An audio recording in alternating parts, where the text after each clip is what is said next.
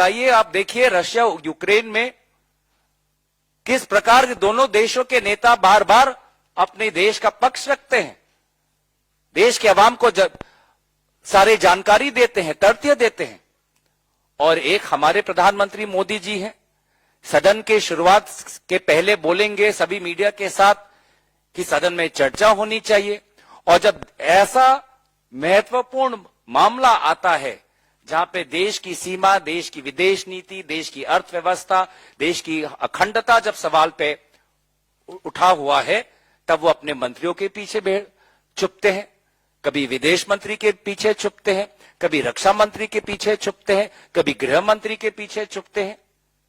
तो ये साफ साफ जताता है कि प्रधानमंत्री मोदी जी अपनी छवि, अपनी नैतिक कर्तव्य से ज्यादा उनको पसंद है, ज्यादा उनको प्यारी है। और आज हम देख रहे हैं कि जिस प्रकार की जो लगभग 16 बार हमारी भारतीय सरकार और चीन की सरकार लद्दाख और गलवान को लेकर हम 16 बार हमारी मीटिंग हो चुकी है। उसके पश्चात भी चीन सेना की इतनी साहस कि लद्दाख को छोड़कर अब उत्तर पूर्वांचल पर अपनी नजर रखें, अरुणाचल प्रदेश में अपनी नजर बनाए। तो ये साफ साफ जाहिर करता है कि जिस प्रकार से चीन की सरकार और हमारी सरकार के बीच में जो बातें हो रही है, उन बातों का कोई नतीजा हम नहीं देख पा रहे। बार बार कह रहे हैं कि भारत की जो अखंडता है उसकी सुरक्षा भाजपा सरकार नहीं कर पा रही, रणनीति नहीं है। समय कहां है? सांप्रदायिक राजनीति और निर्वाचन के अलावा इनके पास समय कहां है देश के बारे में सोचने के लिए? चीन ने हमारे सामने एक समस्या खड़ी कर दी है। पूरी सरकार और सारे दलों को एक साथ कर एक ठोस हमको एक स्ट्रेटेजी बनाना है, रणनीति बनाना है। लेकिन समय कहां है? चीन के कंपनी और इकोनॉमी को इंडिया के इकोनॉमी के साथ ट्रेड करके फायदा हो रहा है। ये इन छोटे छोटे ऐप्स को बैन करके आप किसको डरा रहे हैं?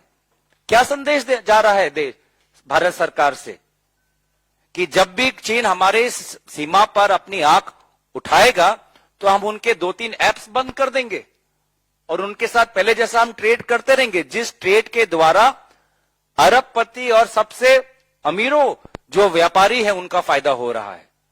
हमारा कोई फायदा नहीं है इसमें। लेकिन भारत सरकार आज चुप्पी बैठी है। भारत सरकार की डिप्लोमेटिक स्ट्रेटेजी क्या है? दक्षिण आसिया में जहां पर हमारे रिश्ते, राजनाथ सिंह जी का बयान इतने दिन बाद क्यों आया? आज 13 तारीख है, घटना 9 तारीख को हुआ, पार्लियामेंट कल भी था। तो ये जब निकल किसी एक अखबार में ये बात आई, तब जाके राजनाथ सिंह ने ये स्टेटमेंट दिया। इससे पहले किससे छुपा रहे थे? आपसे, देश से। तो यही तो हमारा पहला, हम इससे संकेत लेते हैं कि ये देश सच्चाई छुपाना चाहता है। अरुणाचल प्रदेश और उत्तर पूर्वांचल के उस पार कितने बार बार हम बोल रहे हैं कि चीन अपना इंफ्रास्ट्रक्चर बढ़ा रहा है, इसीलिए तो बढ़ा रहा है। वो 5G टावर किसके लिए है? वो आर्मी के लिए, कोऑर्डिनेशन के लिए है। वो हाईवे रोड किसके लिए है? वो आर्मी के ट्रक्स वहां पे जाएं, वहां पे एक्सरसाइज हो, मिलिट्री एक्सरसाइज हो, इस ठंड के समय में मिलिट्री एक्सरसाइज हो। तो ये जो चीजें हमारे अधिकार बनता है कि देश जाने हमारे प्रश्नों के द्वारा। तो ये जानकारी तो राजनाथ सिंह जी ने नहीं दी।